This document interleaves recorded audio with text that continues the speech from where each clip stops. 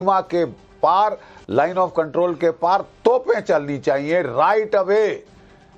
और पाकिस्तान के जो लॉन्च पैड्स हैं, जो टेररिस्ट कैंप्स हैं, उनकी परखच्चे उड़ाने चाहिए।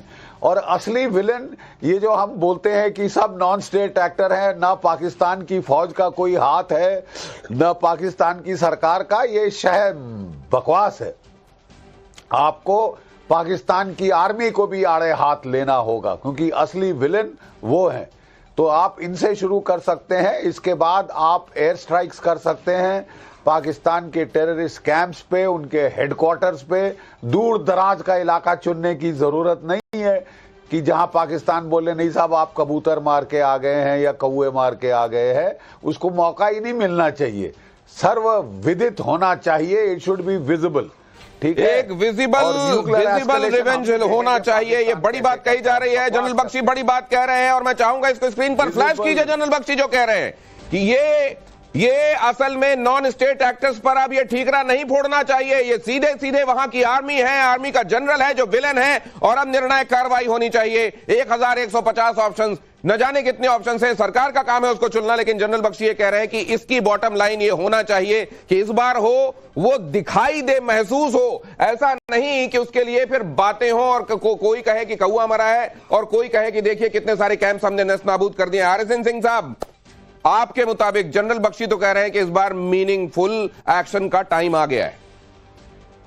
नहीं, आपने तो अभी कहा कि 4 जो आतंकवादी हैं उसमें 2 बाहर से आए हैं, 2 अंदर के हैं, तो बाहर भी कार्रवाई होगी, अंदर भी कार्रवाई होगी।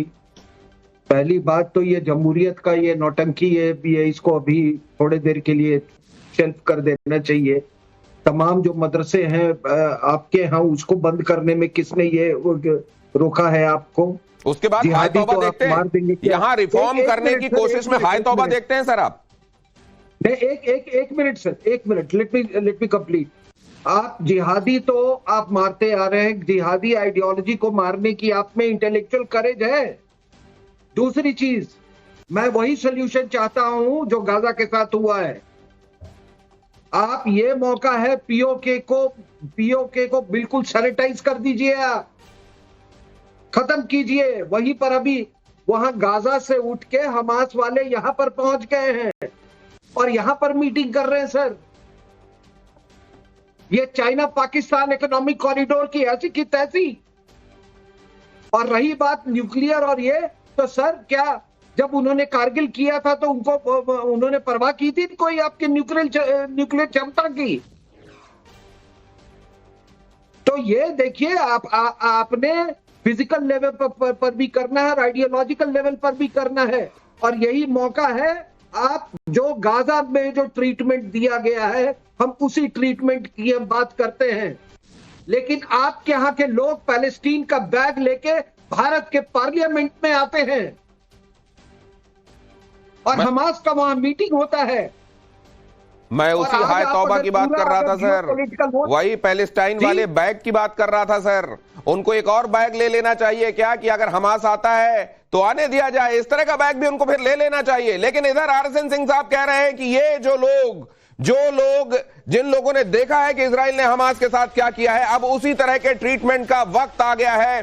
पहलगाम हमले के संदर्भ में एक और स्केच, ये तीनों स्केचेस आपके सामने हम रख रहे हैं। आतंकवादियों के तीनों चेहरे गौर से देखिए, पहचानिए। आपके आसपास ऐसा कोई चेहरा है तो इत्तला कीजिए।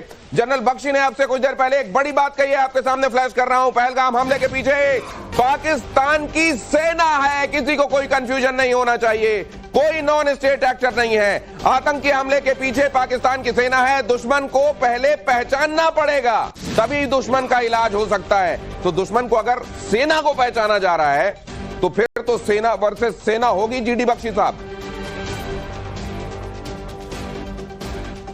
तो क्यों नहीं?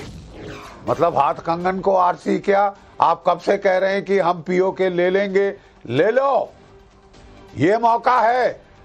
इंटरनेशनल ओपिनियन आपको सपोर्ट करेगा और बिल्कुल आपको अच्छा एक जस्टिफिकेशन दे रहा है पीओके में जाने के लिए, पीओके को हिलाने के लिए।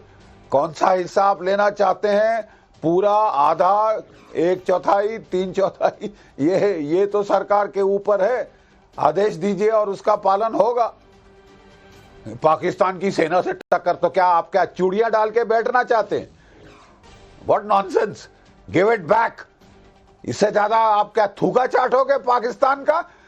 3 दिन पहले आसिम मुनीर, उनका आर्मी चीफ, कहता है कि ये हिंदू मुस्लिम मामला है और हम जिहाद करेंगे, और अब उसने कर दी। तो क्या आप हाथ पे हाथ धरे बैठे रहोगे कि नहीं उसने नहीं किया? साहब ये 3 नंबर हैं जिन शगुफों के हम शक्लें दिखा रहे हैं आपको। शक्लें मत दिखाइए, लाशें दिखाइए। अब शक्लें नहीं, अब लाशें देखनी है, जनरल बख्शी कह रहे हैं। और अब स्टूडियो में कुछ ही देर में प्रोफेसर कपिल कुमार भी हमारे साथ आएंगे।